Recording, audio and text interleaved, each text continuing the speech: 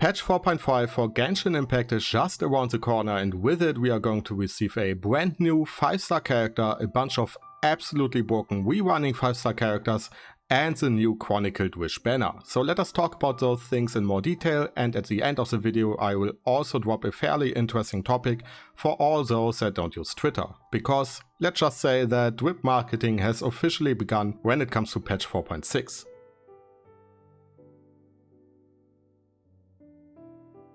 So first of all, patch 4.5 is somewhat of a filler patch, as we are quote unquote only going to get a new 5-star character but no new zones or anything like that. The patch itself is going to focus on a fairly interesting event in Mondstadt, which is going to include Diona as one of the main characters. But we are obviously going to get Chiori as our new Geo unit, so let us first talk about her, and after that we will talk about the new Chronicled Wish banner. Chiori's most important ability is her elemental skill. She will teleport a short range, doing some damage, and after that she will summon her puppet called Tamoto.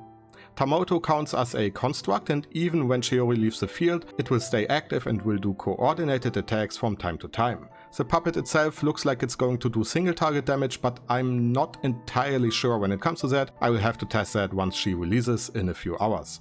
On top of that, you also have a Geo infusion active if you use her normal attacks after using her skill. But what's really cool about her skill is that first of all you can use it like a Ching skill. You can put it up somewhere high in the air, she will then jump to that location, and after using her skill again you will switch to the next character in your team's rotation.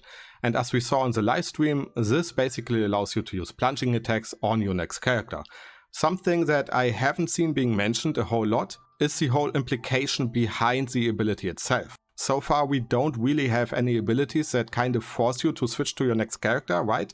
And I can already see MiHoYo cooking up some really sick abilities in the future when it comes to this mechanic. So in my opinion, keep your eyes open when it comes to that.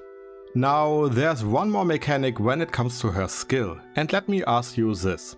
Why only have one doll if you could also have two of them? Well, with Chiori that is entirely possible.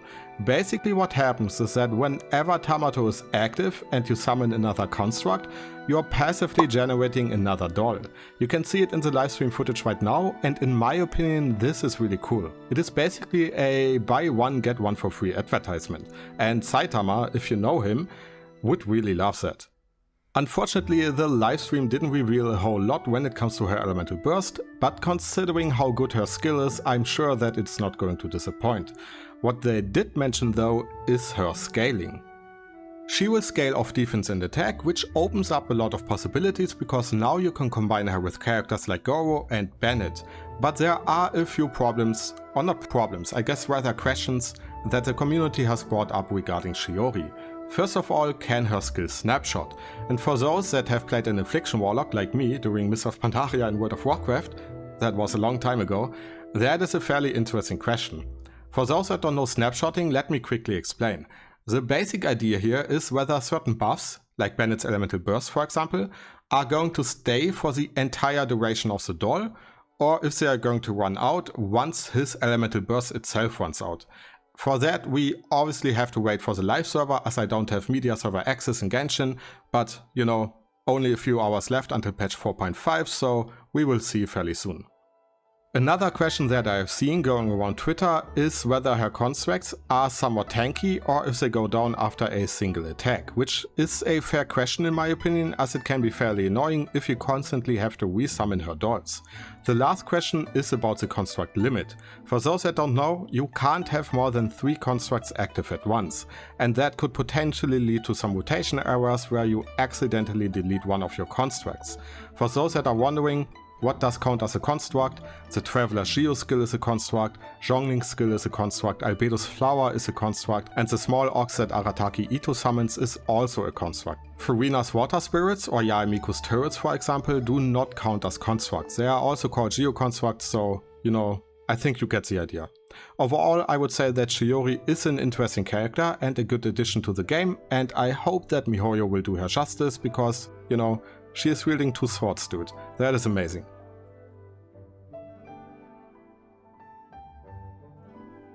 So next up we have the Chronicled Wish banner. And I think they are going into the right direction when it comes to it, but I also see a few problems as well.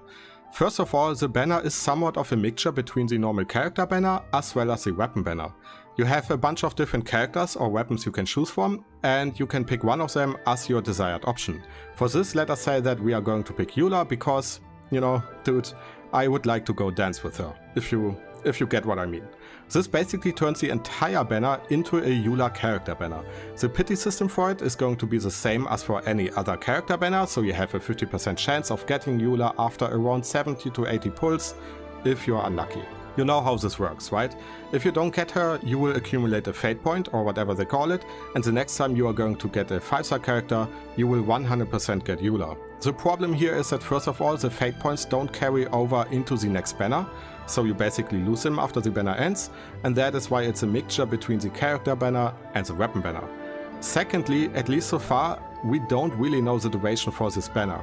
I'm going to assume that the entire thing will be active for the entire duration of the patch, but it could also follow the same cycle system as our normal banners, so around 3 weeks. If that is the case, then it can be fairly dangerous for anyone who's free to play, as you are basically going to lose all your Primo gems after the banner ends if you didn't get the character you wanted. But I will say this, if you want a specific featured character or weapon, then this is by far your best option, besides obviously the V1 banner in itself. Now, how do they determine what characters are going to appear in this banner? Well, in the livestream the devs said that they are only going to include characters who A, only had 3 or more V1s so far, and B, didn't appear recently. I am sure that somewhere out there on Twitter, Reddit or YouTube you will find people who already created a list for potential upcoming characters. Lastly, before we move on to the next topic, which honestly I'm most excited about, let me quickly mention that this patch will also feature some cracked V1ing characters. First of all, we have our favorite Judge, Dragon, Father, Melusine Protector and whatever else Nouvelet, one of the best DPS characters in the game, you all know him. Secondly, we have one of the most sought after characters in the game, Kazuha, right? You see him in 90% of team compositions. And lastly, we have good old Arataki Itto. So when it comes to characters, this patch is fairly good. Either way, let us now move on to our last topic, which was just announced yesterday in the drip marketing for patch 4.6. So unless you are living on the moon, and if you are, then let me know, invite me. I always wanted to visit the moon. You might have already seen what I'm talking about. The next patch will have Arlecchino as our banner character. This is probably one of the biggest releases in a long time. Don't get me wrong, Nouvelet, Furina, Navia, Janyun, all of them really amazing characters we have been eating well lately, but Arlecchino, dude, I'm super excited when it comes to this character. Mami, Father, Fatui Harbinger, badass, style incarnate, she has it all. So the next patch is going to be big, that is for certain. If you liked the video, if you learned something, then I would appreciate it if you press the like button and maybe leave a sub. Let me know what you think when it comes to the new banner system. Do you like it? Do you not like it? Why? If that's the case, why do you not like it? What do you think regarding Chiori? And are you as hyped as I am when it comes to Arlecchino? Let me know in the comments, and as always, have a great day or night wherever you live, and I will see you in the next video.